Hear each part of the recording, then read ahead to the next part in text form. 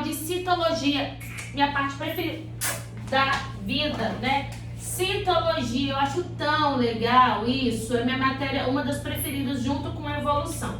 A citologia, ela estuda a célula, mas a célula é uma coisa microscópica. Então você não pode utilizar, peguei aqui esse pedaço de, olha meu cabelo, peguei aqui esse pedaço de pele e pronto, vou ver a célula. Não, não é assim. A gente tem que utilizar equipamentos que permitam com que a gente consiga visualizar essas coisas. Quais são as técnicas de se estudar uma célula? Aqui pega, deixa eu ver aqui. Pega, então vamos lá. Técnicas de estudo celular. A mais famosa de todas é a própria microscopia. Então a primeira coisa que a gente pode fazer para estudar a célula é utilizar o que? Microscópio. O microscópio é uma máquina que aumenta a tela, as coisas. E o microscópio, ele pode ser de 3 tipos. Microscópio, mas geralmente a gente utiliza microscópio para 2 coisas. Por quê? Existe a lupa é uma lente de aumento que não aumenta muito, mas a gente tende a chamar ela só de lupa, mas também é chamada de microscópio, tá bom?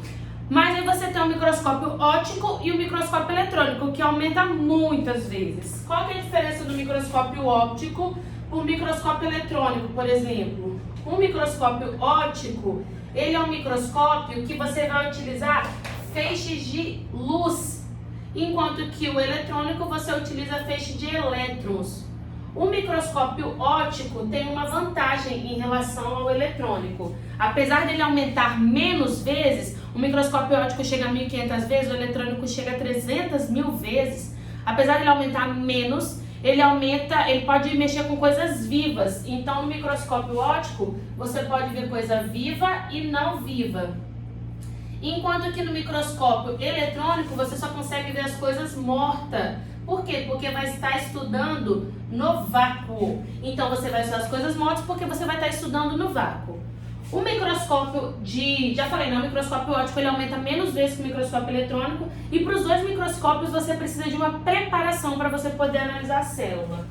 No microscópio óptico você pode tirar a célula do sangue e já colocar nele e olhar? Pode, porque ele vê coisas vivas. Mas a célula é transparente, né? Ela passa a luz, ela não tem como fazer muita, como é que eu posso dizer? A célula não tem cor, então o que vai acontecer? Você não vai conseguir enxergar muita coisa. 2 etapas que a gente tem que fazer. Fixação, ou seja, a fixação é a desnaturação proteica das células. As células vão desnaturar as proteínas, vão morrer, ficar paralisada, e aí você vai conseguir olhar ela com mais facilidade. E você tem o que a gente chama de coração, coloração. Você vai corar a célula, tá? Então, colorir a célula.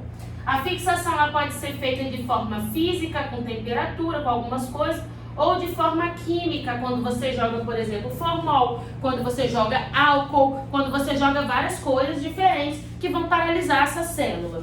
Agora, a coração, geralmente a gente utiliza eosina para corar o núcleo de roxo, para corar o citoplasma de rosa, e a hematoxilina para corar o núcleo de roxo.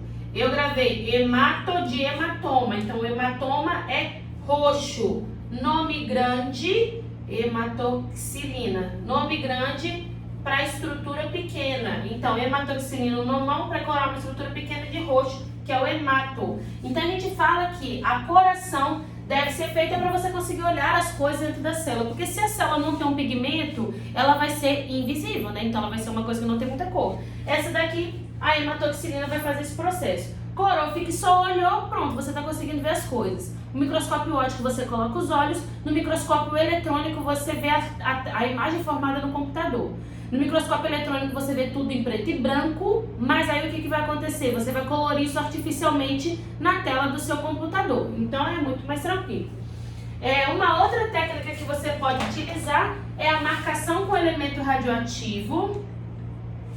Marcação com elemento radioativo, e aí você consegue ver a movimentação de coisas dentro da célula.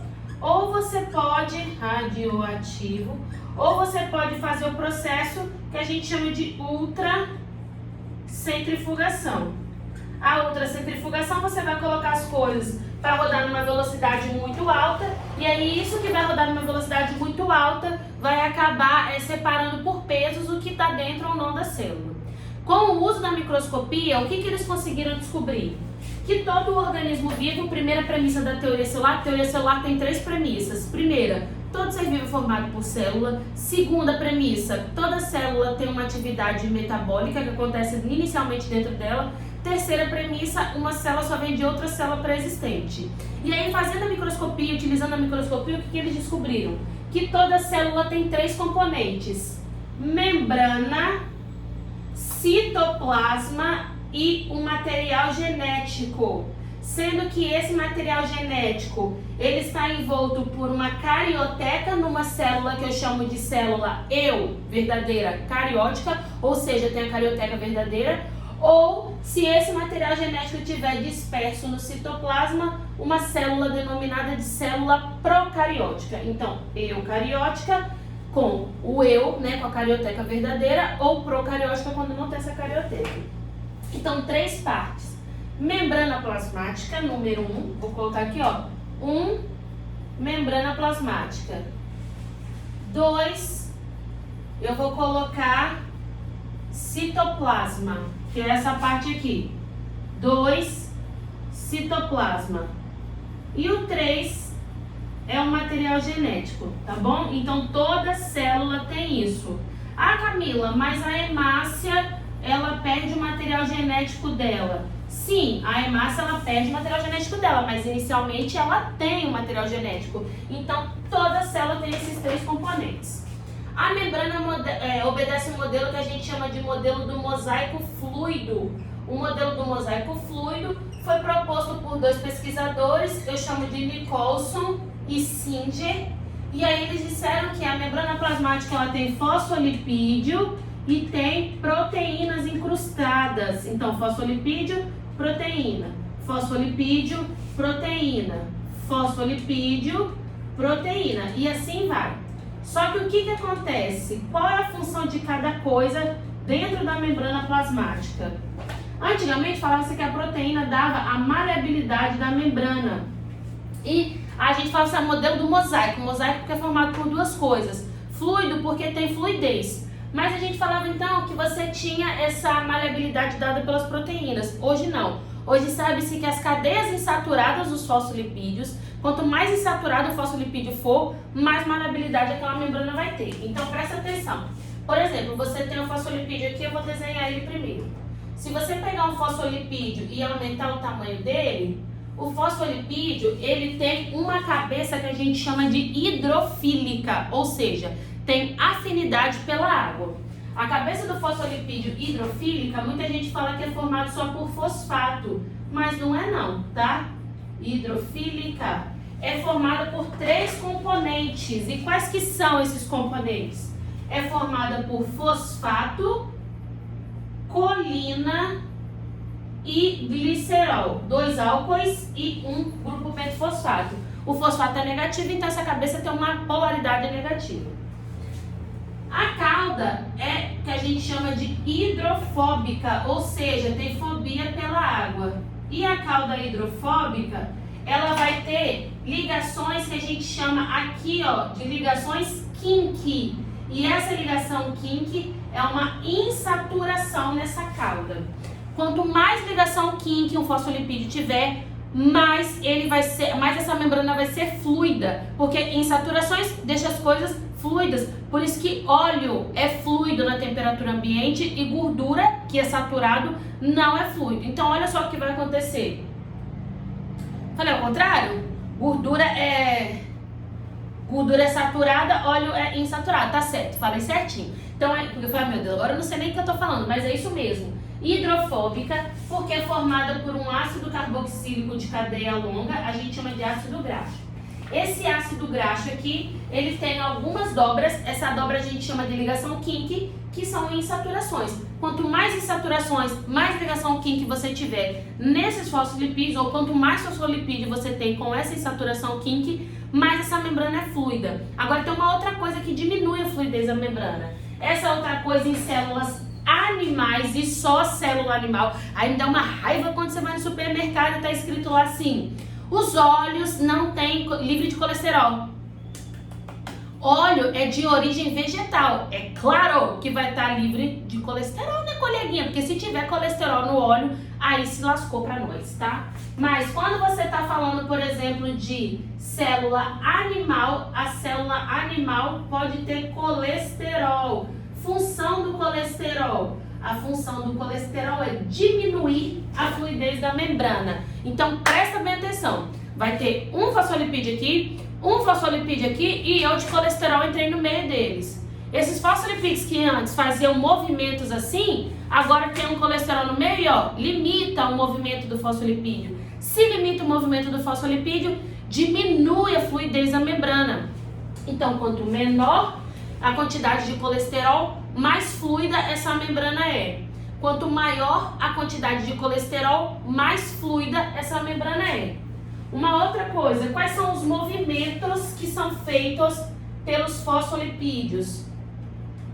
São 4 movimentos. A gente chama de flip-flop quando eles trocam de camada. Então, por exemplo, quando esse fosfolipídio que estava aqui vem para baixo e esse que estava aqui embaixo vem para cima, flip-flop. Pode ter o que a gente chama de difusão lateral. Na difusão lateral, esse que estava aqui vem para cá, esse que estava aqui vem para cá. Você pode ter o que a gente chama de rotação, quando ele roda sobre o seu próprio eixo. E você pode ter também o que a gente chama de flexão, quando eles ficam se movimentando assim, né? Quando eles ficam se flexionando. Então é isso que acontece na membrana quando você está falando dos fosfolipídios.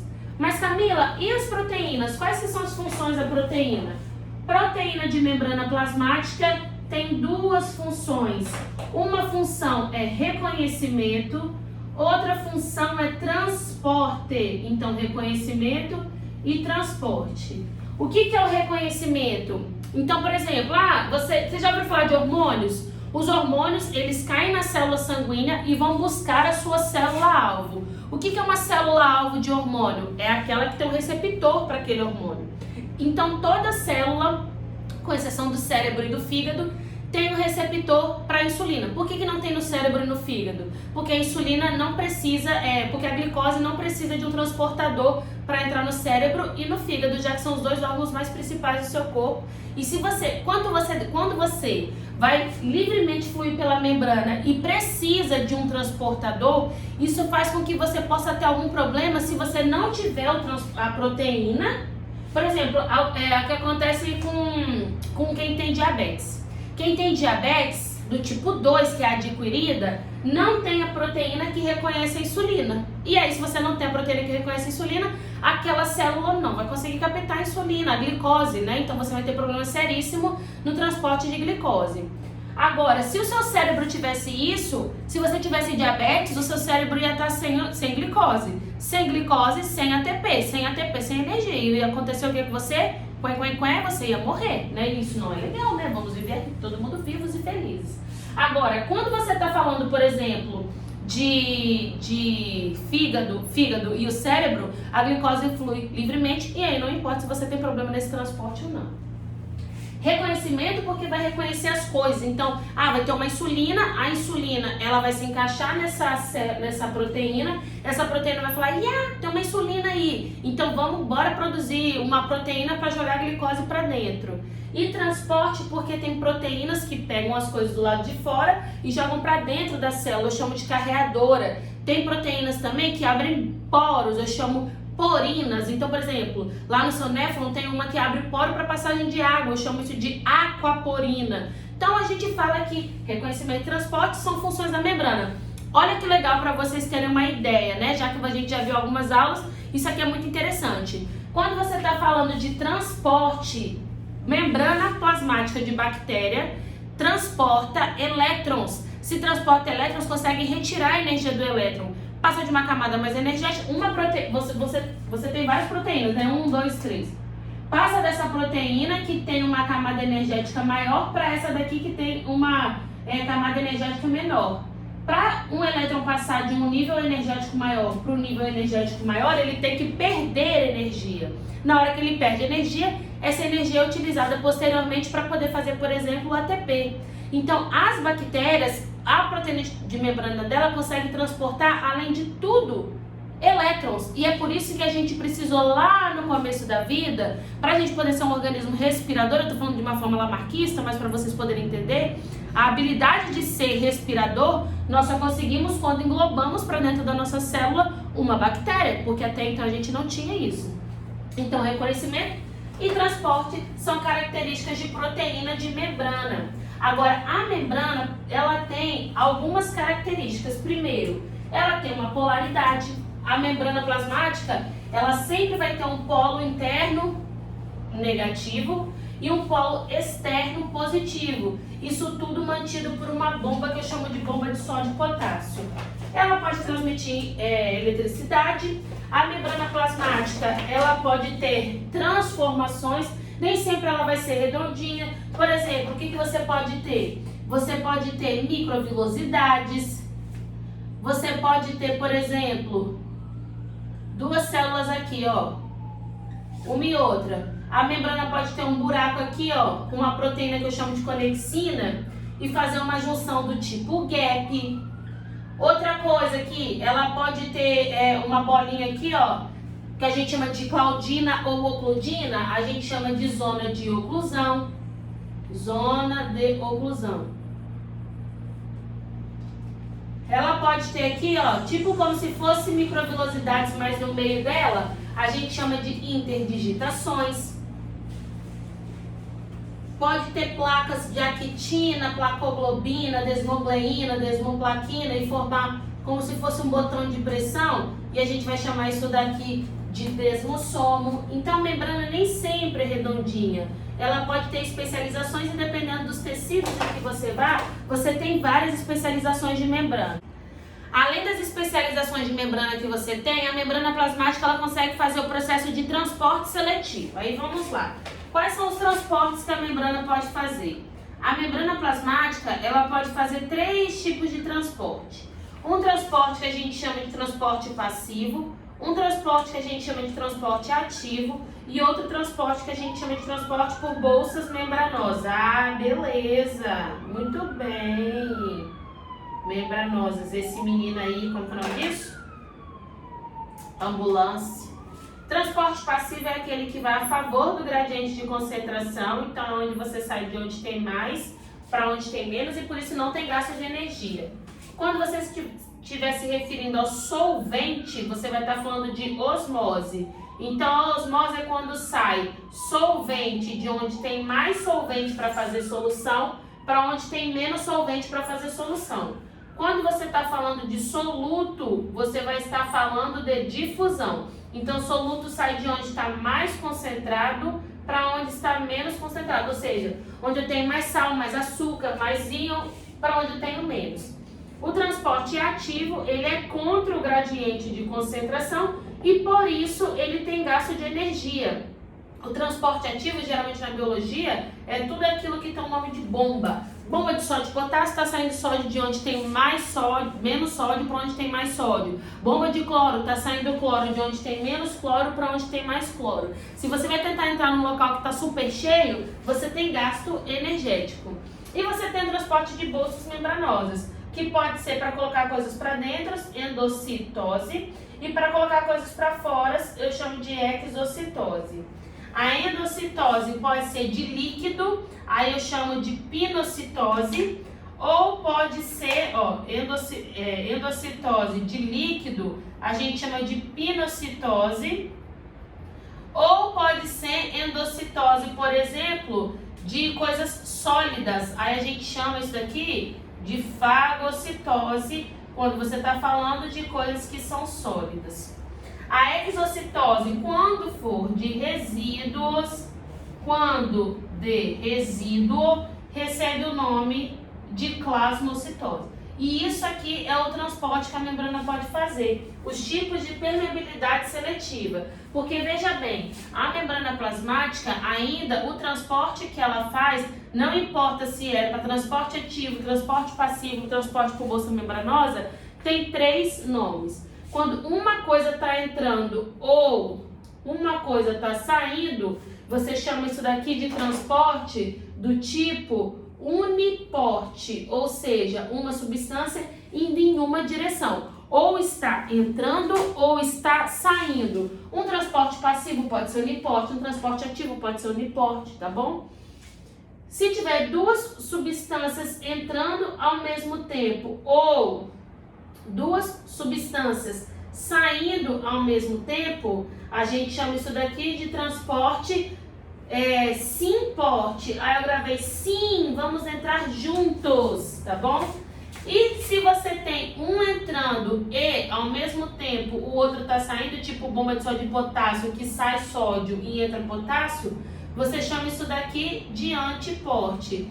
Então, gente, um transporte passivo ou ativo, ele pode ser ou uniporte, ou simporte, ou antiporte, dependendo da direção da substância. Então, duas entrando ao mesmo tempo, ou duas, uma está entrando e outra está saindo, beleza? Agora, o que a gente tem no citoplasma?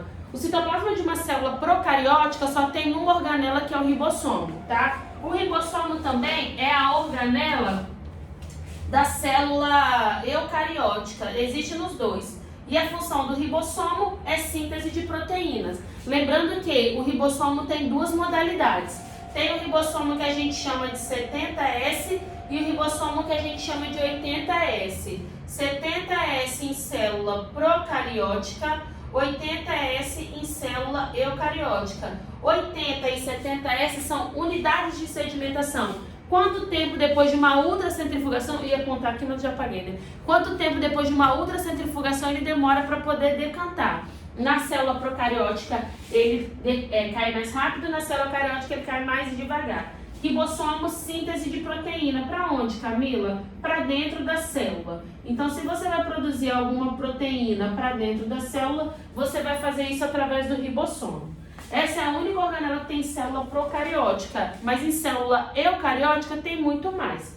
Então, tem ribossomo, tem os retículos endoplasmáticos, que pode ser liso ou pode ser rugoso. Retículo endoplasmático rugoso, síntese de proteínas para o exterior celular, ou síntese de proteínas para o interior da célula, se nesse interior celular ficar dentro de uma bolsa. Então, por exemplo, o lisossomo é uma organela que tem um monte de enzima dentro. Então, tem síntese proteica, as proteínas ficam dentro de uma bolsinha dentro da célula. A bolsinha é feita pelo complexo de Golgi. O complexo de Golgi é denominado de carteiro celular, porque ele recebe, armazena, empacota e direciona as coisas. Uma das coisas que os ribossomos, que o complexo de Golgi faz, é ter uma bolsa com um monte de proteína dentro.